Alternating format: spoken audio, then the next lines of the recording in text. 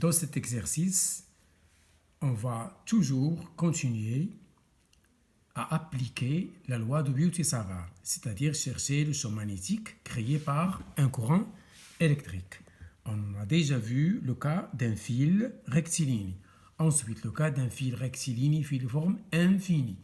Ensuite, le cas d'une spire circulaire sur son axe de symétrie X'. Maintenant, on va continuer. Il s'agit donc de chercher le champ magnétique créé par un solénoïde supposé infini, c'est-à-dire très long, ou une spire longue.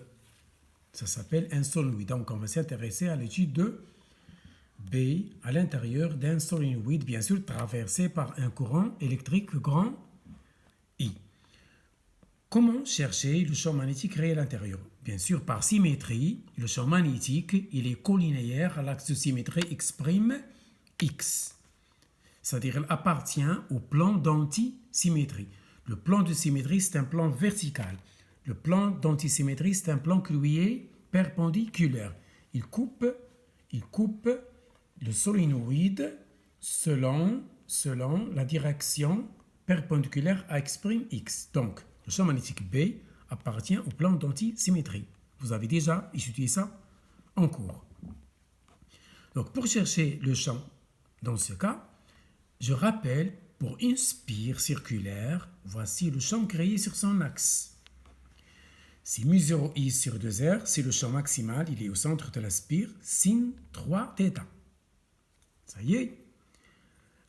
Alors, pour déduire, donc on va partir de cette relation, pour déduire le champ d'un solénoïde, on va choisir une partie du solénoïde. N dx. Petit n, c'est le nombre de spires par unité de longueur.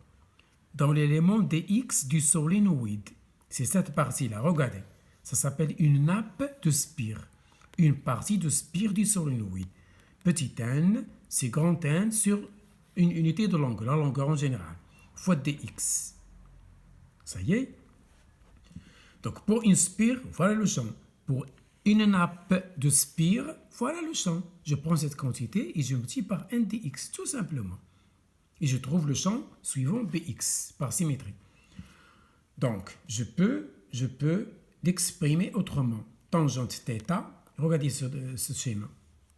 Le spire, donc, je peux le voir de l'angle alpha 1, par rapport toujours à l'axe de symétrie, à alpha 2. Alpha 2, c'est de là à là, avec l'axe de symétrie x. Donc, voici l'angle alpha 2, et voici l'angle alpha 1. Ça, c'est le rayon du solénoïde. Les spires ont le même rayon. Donc, tangente dans ce triangle, c'est R sur X. Voici X, voici R. C'est simple. Je tire X et je passe à la différentielle. Donc, la différentielle de dx, c'est moins 1 sin carré θ dθ. Pourquoi? Parce que le différentiel de 1 sur tangente, c'est moins dθ sur sin carré θ. C'est des maths. Et je déduis alors aisément dpx, un élément du champ magnétique créé par la nappe ndx, c'est ceci. N'oubliez pas l'élément différentiel θ. D'où, par intégration, je déduis le champ total créé à l'intérieur du solénoïde par toutes les spires du solénoïde, par tout le solénoïde, par intégration. J'ai choisi comme variable θ. Donc, θ varie de alpha 1 à alpha 2. Ça y est, le moins, il vient de la dérivation de 1 sur tangente. Et voilà, mon px, c'est cette quantité. C'est une constante.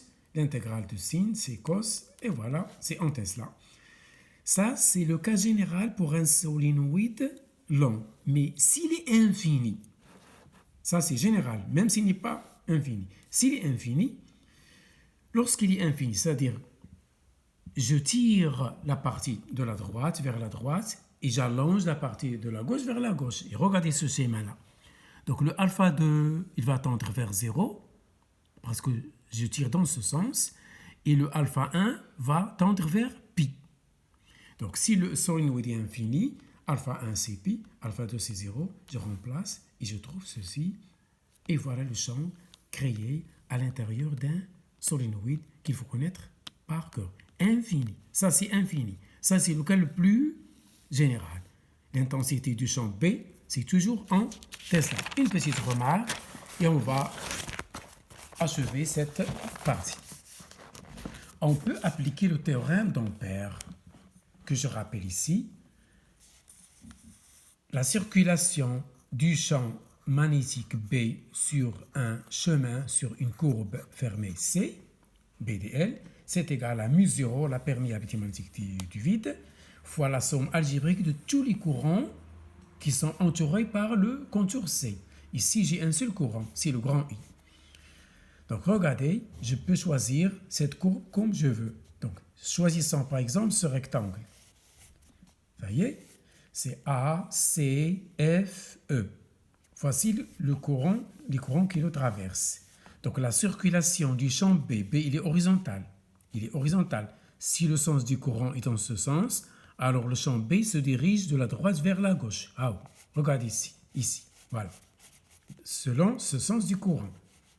Donc la circulation de B sur ce rectangle, c'est la circulation sur AC, puisque AC à l'extérieur, il n'y a pas de champ, c'est nul, plus l'intégrale, plus la circulation sur CF. Or, CF, c'est perpendiculaire à B, le produit scalaire est nul.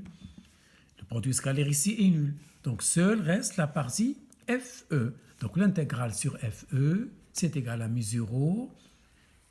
Les courants dans la nappe, c'est NI fois L. L, c'est la longueur de la courbe que j'ai choisie pour appliquer le théorème d'Ampère. Et voilà, cette intégrale, c'est BL. B, c'est une constante, je la fais sortir. L'intégrale de DL, c'est L. Je simplifie et je trouve le même résultat par le théorème d'Ampère. Voilà pour cette partie.